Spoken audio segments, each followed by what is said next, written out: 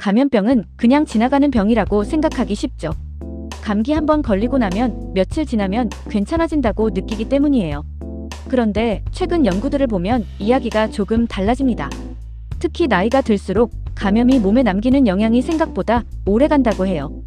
영국과 미국에서 진행된 연구를 보면 감염을 경험한 이후 인지 기능이 더 빠르게 떨어지는 경향이 확인됐어요. 특히 65세 이상에서 심한 감염을 겪은 경우 치매 위험이 약 1.5배 정도 높아진 것으로 보고됐습니다. 여기서 말하는 심한 감염은 폐렴이나 폐혈증처럼 몸 전체에 영향을 주는 경우를 의미해요. 이런 감염을 한번 겪고 나면 단순히 회복되는 문제가 아니라 이후 건강 흐름 자체가 달라질 수 있습니다. 실제로 감염 이후 1년 이내에 기억력이나 판단력이 더 빠르게 떨어지는 경우가 확인됐죠. 그리고 이런 변화는 잠깐 나타나는 것이 아니라 몇 년 동안 이어지는 경우도 있어요. 왜 이런 일이 생기는 걸까요? 이유는 우리 몸의 면역 반응에 있습니다. 감염이 생기면 우리 몸은 이를 막기 위해 강한 반응을 일으키게 돼요. 이 과정에서 염증이라는 반응이 생기게 됩니다. 염증은 원래 몸을 보호하기 위한 기능이에요. 문제는 이 염증이 필요 이상으로 오래 지속될 때입니다. 특히 고령층에서는 이 염증이 쉽게 사라지지 않는 경우가 많아요. 그리고 이 염증이 혈액을 타고 뇌까지 영향을 줄 수 있습니다. 이때 뇌에서는 신경세포 기능이 떨어지거나 손상이 생길 수 있어요. 이런 상태가 반복되면 결국 인지 기능 저하로 이어질 수 있습니다.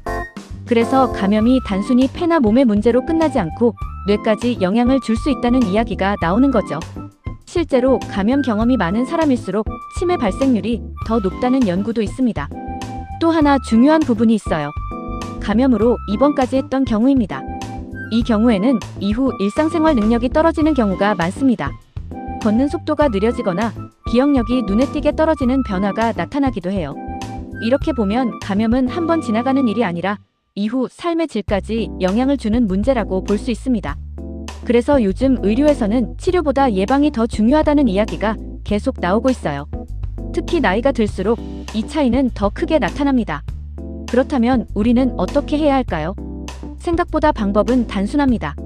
가장 기본은 손 씻기입니다. 외출하고 돌아와서 손을 씻는 것만으로도 감염 위험을 크게 줄일 수 있어요. 그리고 음식 위생 관리도 중요합니다. 익히지 않은 음식이나 위생이 좋지 않은 음식은 감염 위험을 높일 수 있습니다. 또 하나 중요한 것이 예방접종이에요. 독감과 폐렴 예방접종은 고령층에서 매우 중요한 역할을 합니다. 실제로 예방접종을 받은 경우 입원율과 사망률이 낮아지는 것으로 알려져 있어요. 여기에 생활습관도 중요합니다.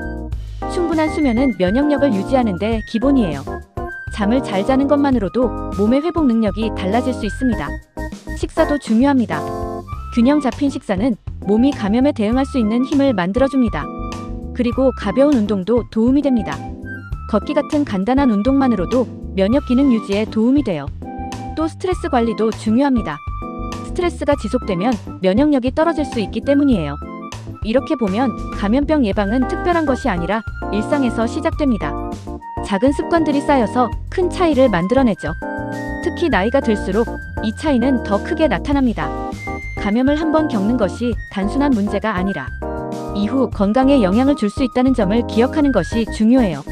지금의 관리가 앞으로의 뇌 건강을 좌우할 수 있습니다. 결국 건강을 지키는 가장 중요한 방법은 치료가 아니라 예방입니다.